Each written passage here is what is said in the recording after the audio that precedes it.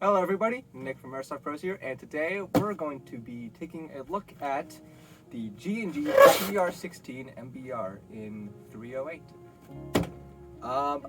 This is one of the guns that I won out of the last mystery box that we opened, and I'm actually really excited for this. Like, I've never owned a 308 AR for airsoft, so yeah, this will be interesting, especially since it's a G&G, but you know what? Enough talk, let's get into it. Alright, so we're going to take a look at the box first. Front's pretty self-explanatory. Got the giant airsoft gun, so let people know that this is not a firearm.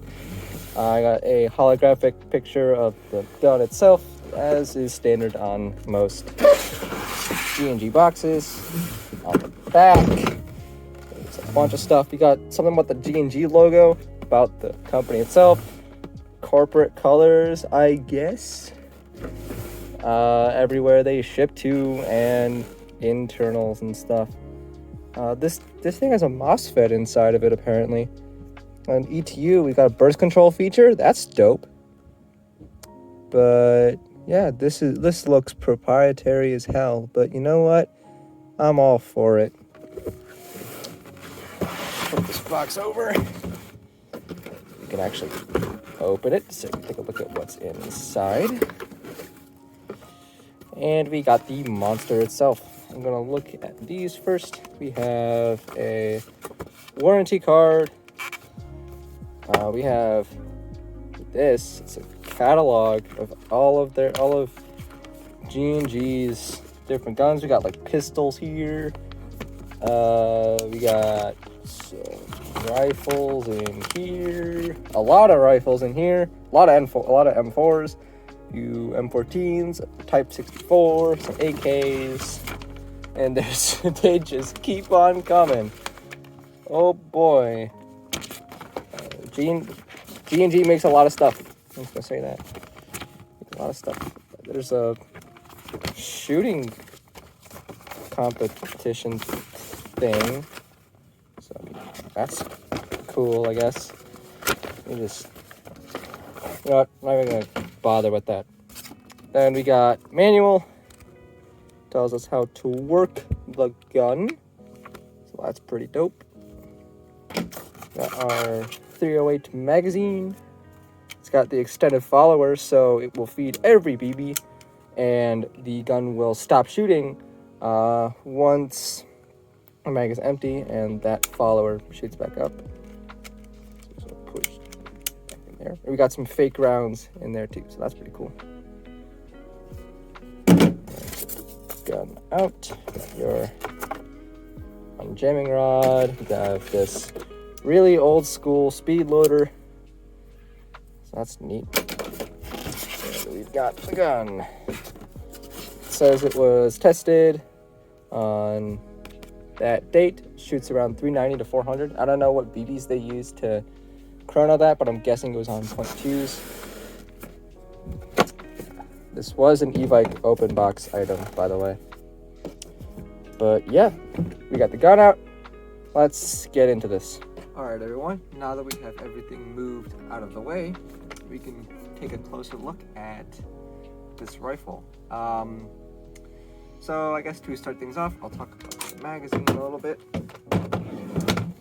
This is a 40 round magazine, has an extended follower, so like I said before, when it goes up, it'll go into the chamber, and there's this little lever on the side there. You can see it moving, and that's a cutoff feature, and what that does is it prevents the gun from working when the magazine is empty.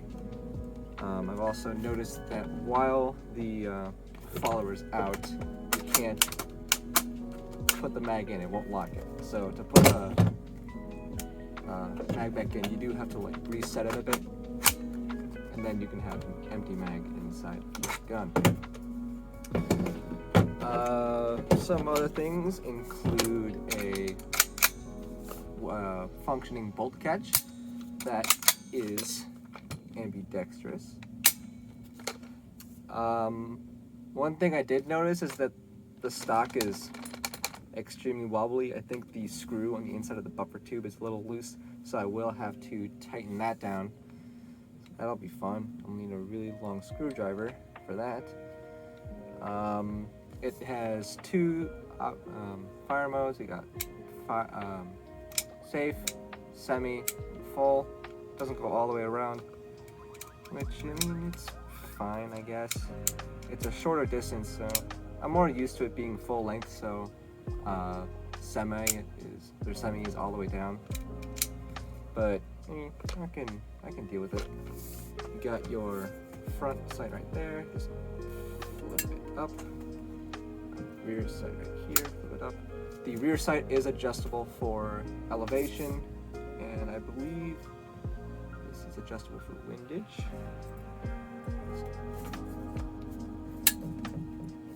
Flip it back down. There we go. There's a button on the inside that you push to flip it back down.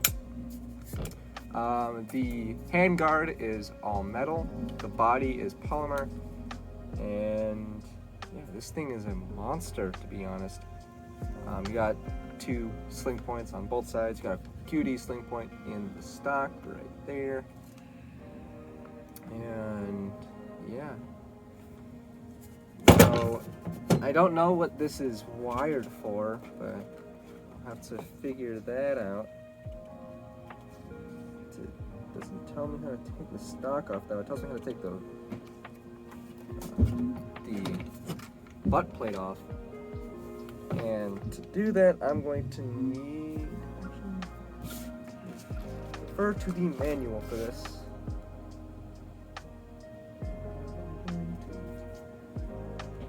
Push the button and turn it. Push the button and turn it. And it is wired to Dean's right out of the box. That is very nice. And we have a, there is a programmable MOSFET inside. So that's pretty cool as well. And yep. Then you just, once you have the battery inside, you just flip the stock back into its original configuration, and then it's good to go, I guess. It's much quick. I won't say much quicker, but than what I have on my Lancer. But I mean, okay, it works. But yeah, I'll like I said before, according to the e-bike tag, this was shooting at around 390 to 400 FPS. So if I wanted to use this at a indoor field, I would have to swap out the springs, which this does have a quick change spring system, so I could do that on the fly. But I think I'll leave it as it is now, mainly because I don't have an extra spring, and I have really no incentive on using this in CQB. I'm probably going to turn this into a DMR sort of platform, put a short dot or 3x9 on there, maybe a beefy suppressor, bipod or foregrip, something, I don't know. But this will definitely be more of a marksman platform. Maybe I'll get some heavier BBs to use with it as well, maybe some 3s, 3.2s. But I mean, other than that, other than the stock being wobbly, I mean, this is a open box gun, so it's not too surprising that something is off. I mean, most open box items are, I believe they're usually showpieces that e-bike has that they just haven't sold, so they decided to sell them. So they're usually in mystery boxes, but I mean, I'm happy with it, I guess, other than the stock being loose. So I'll tighten that, I'll put a battery in it, and we'll take it out for some shooting. Alright everyone, we have the TR16 outside with us right now. We'll do some shooting with it. As you can see, I have some targets set up behind me, and yeah. Hey everybody, Nick from the future here, and I completely forgot to tell you guys how to program the trigger on this. There is only one feature that it has, and that is a 3-round burst. So what you're going to want to do is, I'm going to point this in a safe direction, is on semi, you're going to pull the trigger and hold it down until you hear a beep.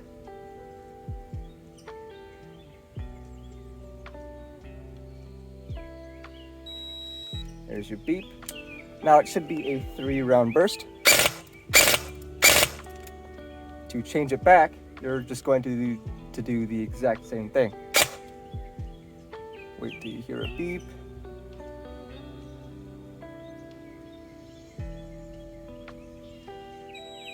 And now it should be auto again. Alright, used all my ammo, so that's how you program your trigger. To load this, I'm going to be using 2 different batteries. I have a 7.4 and 11.1. I'm going to see the difference on those. And we'll be loading this with 0.25 gram BBs. Let's get this done. Alright, we have the rifle loaded up. We're going to be using the 7.4 LiPo battery first.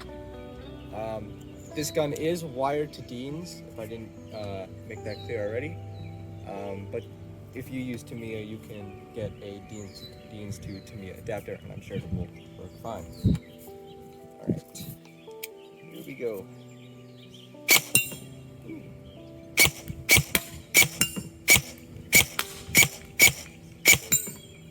Alright, not bad.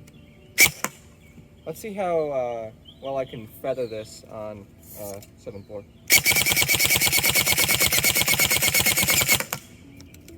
Alright, and as you can see right there, follower is up, it stopped shooting, so I can't dry fire it.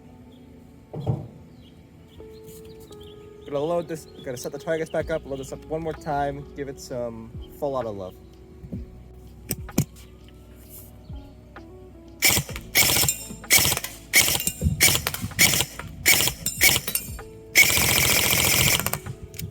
Not bad, not bad. For a 7.4, that's actually pretty decent. All right, let's move to the 11.1, set the targets back up, and we'll shoot it again. All right, we got the target set back up. Got the 11.1 in there. I'm gonna start with semi, then we're gonna do another mag with auto. Here we go.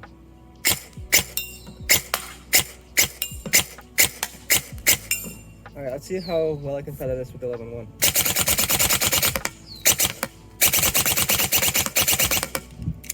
All right, mag empty, follower up. We'll load the mag back up, set the targets back up, and do some auto.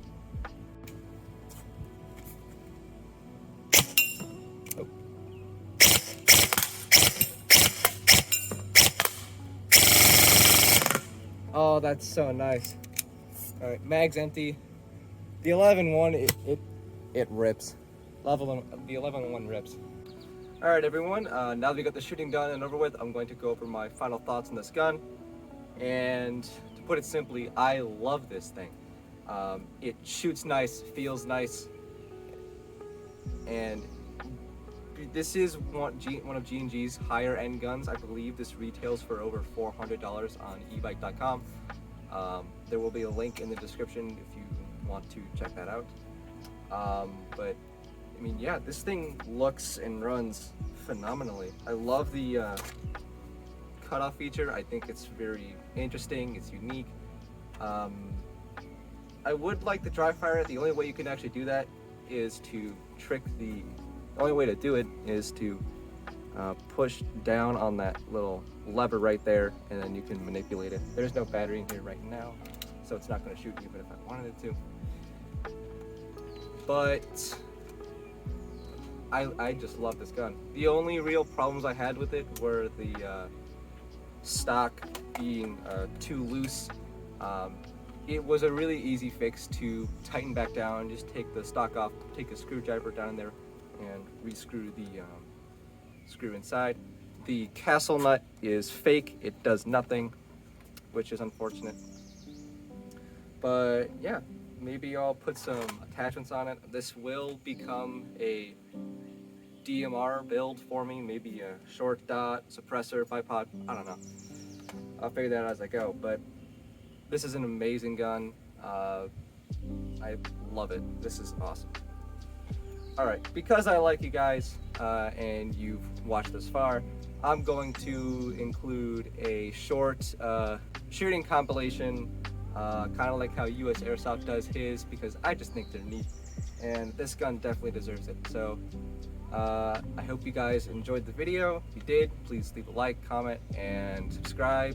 And it's free. You can always unsubscribe if you want. And yeah, I love this gun, and that's it. See you guys in the next video. Peace.